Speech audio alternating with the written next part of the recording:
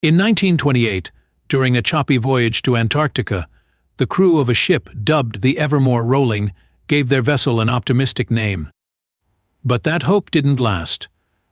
The ship, later rechristened the Weimar, sank off the coast of Florida in 1942, 3.7 miles from Mexico Beach, possibly weighed down by too much lumber. Though it was wrecked, the Weimar's story didn't end there. In 2004, the wreck was designated an underwater archaeological preserve and added to the National Register of Historic Places 2 years later. Today, the once mangled shipwreck is teeming with life. Fish dart through its iron skeleton, and plants shoot up through its decaying beams. Sea turtles scrape their shells against the iron wreckage, leaving rust behind. Divers visit, marveling at the transformed site. Shipwrecks, though often thought of as abandoned and static, are far from dead. Like the Weimar, many shipwrecks have evolved into active ecosystems, part historical site, part living habitat. As climate change impacts the seas, these wrecks face new and pressing threats. For years, archaeologists have focused on how climate change might affect coastal sites, concerned with rising tides, flooding, and the erosion of land-based landmarks. However, shipwrecks have a different set of challenges after all. Their fate has already been sealed by the sea. Rising sea levels are one obvious concern, but not the only one. Geneva Wright, an underwater archaeologist at East Carolina University, points out that the effects of climate change on submerged sites go beyond rising tides. In her 2016 paper in the Journal of Maritime Archaeology, she explained the risks that climate change presents to underwater heritage, many of which have only been explored theoretically. While the research in archaeology is limited, scientists in other fields have already studied the impact of climate change on marine life and ecosystems. These findings can help predict the future of shipwrecks like the Weimar. Storm surges and violent weather are immediate threats. Hurricanes can tear wrecks apart, exposing delicate timbers, artifacts, and even cannons to the damaging force of wind and water. In 2014, while researching the HMS Foey in Biscayne National Park, Wright observed how the Park Service tried to shield the wreck by covering it with sandbags. A year later, a storm swept through, washing away the protective sediment, but at least the shipwreck was still intact, compared to what would have happened if no precautions had been taken. Other climate-related changes, though less dramatic, can still be harmful to shipwrecks. Rising sea levels, for instance, can affect the depth of water around wrecks, leading to cascading environmental changes. A small change in depth can lead to a shift in water temperature, which in turn can affect the species that thrive there. Take seagrass, for example. In many Florida wrecks, seagrass plays a crucial role in stabilizing the sediment and protecting fragile timbers.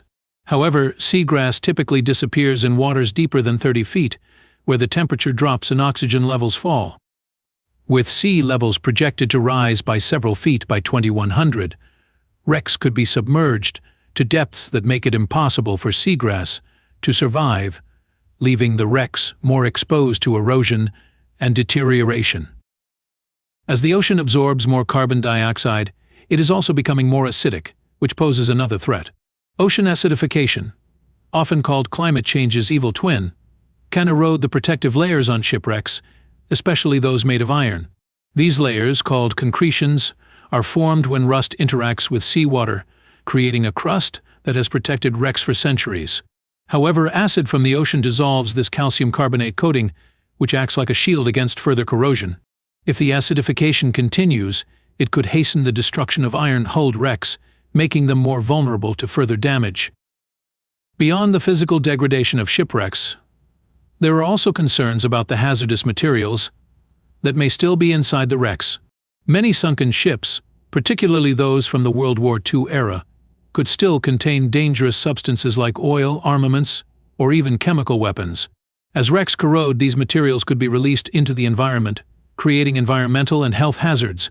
The combination of faster deterioration from rising temperatures and increasing acidity, along with the potential release of harmful substances, means these wrecks face more than just the loss of cultural heritage, they also pose ongoing risks to the surrounding ecosystem. Sadly, it's often not feasible to remove these pollutants or raise the ships from the ocean floor. Some wrecks are war graves, with human remains still aboard, while others are submerged in deep waters, making it impossible to retrieve them. In these cases, the wrecks and their hazardous contents may remain in place, further complicating the preservation efforts. To understand and mitigate these risks, scientists and archaeologists are working to track the changes affecting these underwater sites. However, this is easier said than done. Unlike terrestrial sites, submerged wrecks are not as easy to monitor regularly. Researchers often cannot visit wrecks as frequently as they would land-based sites, which makes it difficult to document ongoing changes. Sarah Ayres-Rigsby, director of the Florida Public Archaeology Network, FAN, notes that many shipwrecks remain out of sight, out of mind for those who don't dive.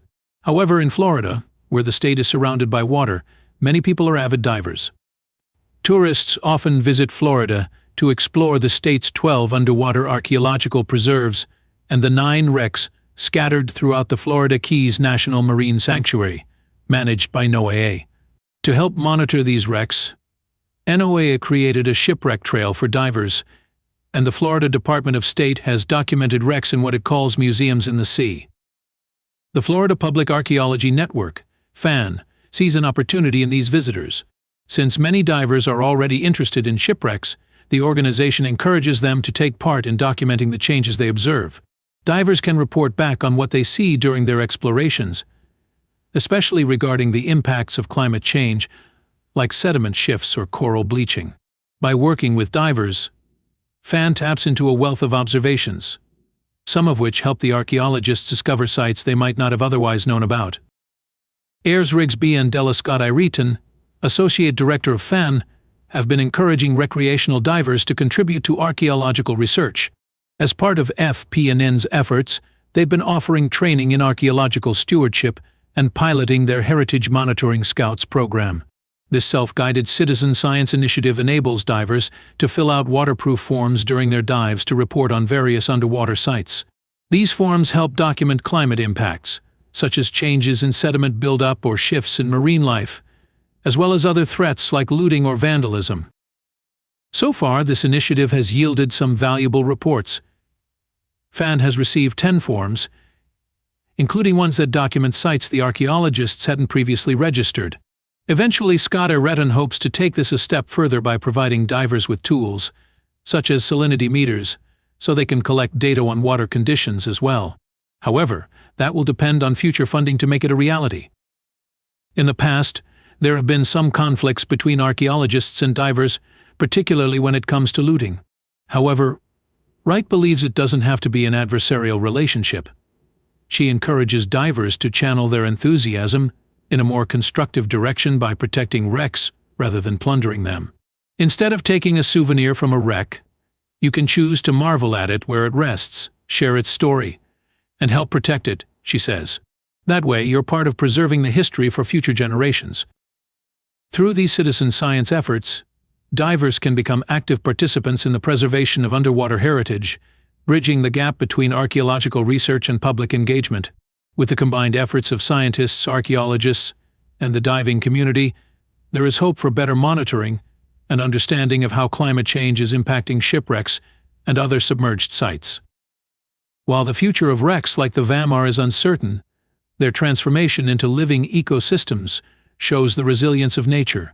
The once stricken vessel has become an integral part of the underwater world, teeming with life and serving as a historical marker for future generations. But the threat of climate change looms large, with rising seas, storms, and ocean acidification all playing their part in slowly eroding these treasures of the deep. As the story of the VAMR shows, shipwrecks may not always be static relics of the past. They are living sites constantly changing, evolving, and adapting to the forces around them. Whether through the efforts of archaeologists, divers, or both, the preservation of these wrecks and their ecosystems will require ongoing vigilance and collaboration. What lies beneath the waves is not simply the past, but a fragile part of the future, one that, like the ever-changing tides, can be shaped by both human intervention and the powerful forces of nature.